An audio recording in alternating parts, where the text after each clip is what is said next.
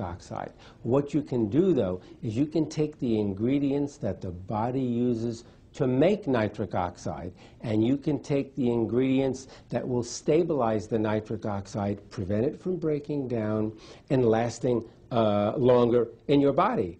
And so you could do this by taking certain amino acids like arginine and citrulline, and then you can take certain antioxidants like vitamin C, vitamin E. There are many other kinds of antioxidants. And so by taking these different ingredients, these different natural ingredients all at the same time, you will maximize your body's ability to make the nitric oxide. And so that's how you boost your nitric oxide production. In this next part of the American Health Journal, Dr. Ignarro tells us the benefits of using nitric oxide as part of our daily regimen of diet and exercise, as well as how you can learn more about his research, the age-proofing of your cardiovascular system, and his three-step plan to a healthier heart, which he explains in detail in his new book, No More Heart Disease. But first, we spoke with Dr. Andrew Myers about the role nitric oxide plays in our body. Nitric oxide is naturally produced by cells that line the arteries, and those cells producing nitric oxide help to control and regulate the blood flow throughout the body. So when the blood flow is regulated, blood pressure can be lowered, muscles can be delivered oxygen and nutrition much more efficiently. So nitric oxide becomes this important chemical mediator in terms of helping the body do what it was meant to do, to perform better, to function optimally, and in many cases, when you have disease or deficiency of NO, you see big problems, like high blood pressure or even heart disease. The benefits of nitric oxide are many, and they focus mainly in the cardiovascular system, but this also impacts on other systems as well. Because nitric oxide can keep your blood vessels healthy by increasing blood flow, what happens is that the nitric oxide makes sure that all the organs in the body receive the normal amount of blood and therefore nutrients and oxygen that's required. In addition, nitric oxide can interfere with the blood clotting process, and so it can prevent unwanted blood clotting. You know, when people suffer from a heart attack, in many cases this is due to a blood clot that develops in the coronary arteries that feed blood to the heart. By the same mechanism, when a person gets a stroke, this is generally due to the development of a blood clot in the cerebral arteries that carry blood to the brain. And so you don't want this to occur normally. The only time you want a blood clot to occur is when you injure yourself, you get a cut, and you want a clot to form because that forms a plug and prevents the excessive loss of blood. But you don't want those blood clots to occur in a normal, within an artery in the brain or heart. So nitric oxide is something we make to prevent that unwanted clotting of blood. When nerves stimulate different parts of the body, they do so by releasing a chemical. Well, the major chemical in the brain that is released from many nerves is nitric oxide.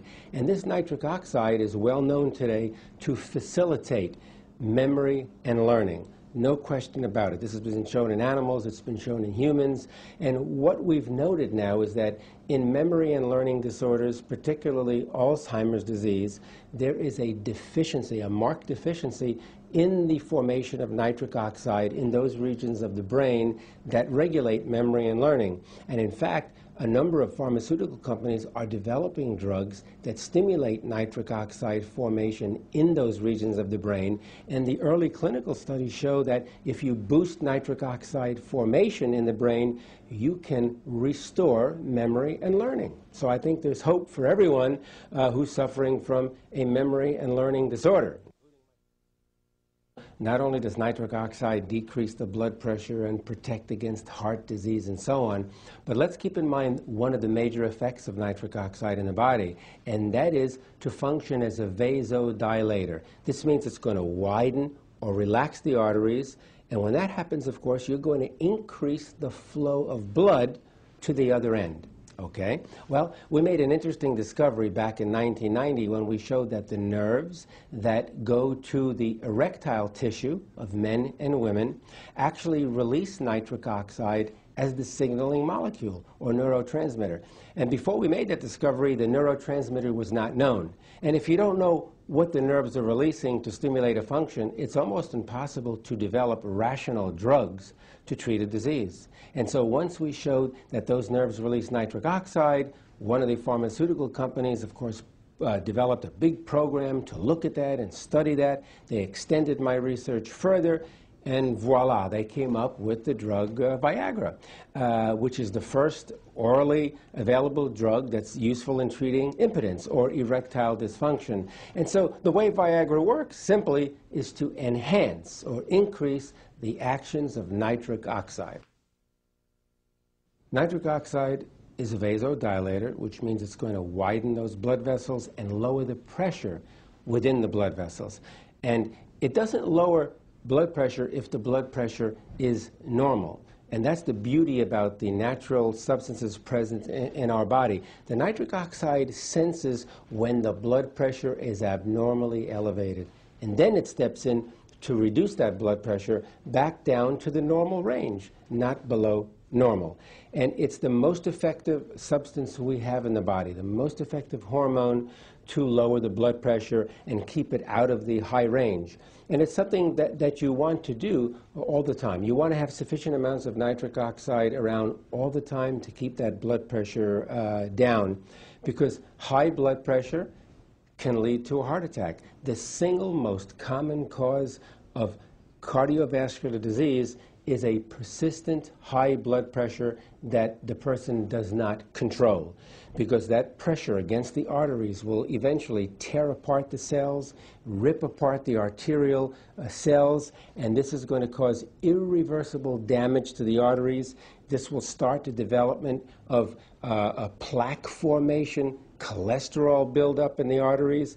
This will begin to precipitate blood clotting, which means you can get a blood clot in the heart, which can cause a heart attack. You can get a blood clot in the brain, which can cause a stroke. So nitric oxide is the body's natural way to prevent all of these things from happening.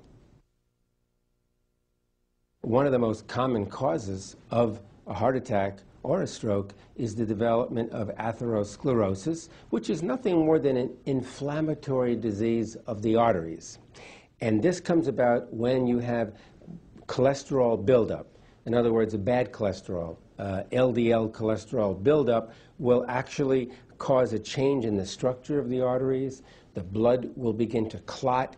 There'll be all kinds of debris clinging to one another, and this constitutes the buildup of plaque in the arterial wall, which can obstruct blood flow, and worse yet, if those plaques become disrupted for any reason, they can travel to different parts of the body, and they travel to the brain, you can have a stroke. If they travel to the heart, you can have a heart attack.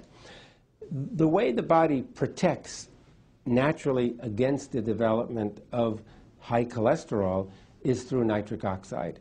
Nitric oxide functions to keep the balance of the various lipids in the arterial system. So it helps to maintain the good cholesterol and the bad cholesterol at healthy levels. Okay? And so some of your very famous drugs, and I think everybody's heard of the statin drugs. There are many different companies that make different kinds of statin drugs, and they're great in reducing your bad cholesterol. Anybody who has a cholesterol level of 250 or 300 or higher, after taking statins, sometimes that level could be reduced back into the 100 range.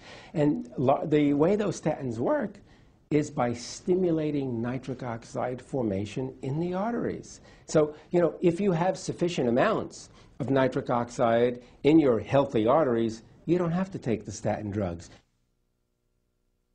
Nitric oxide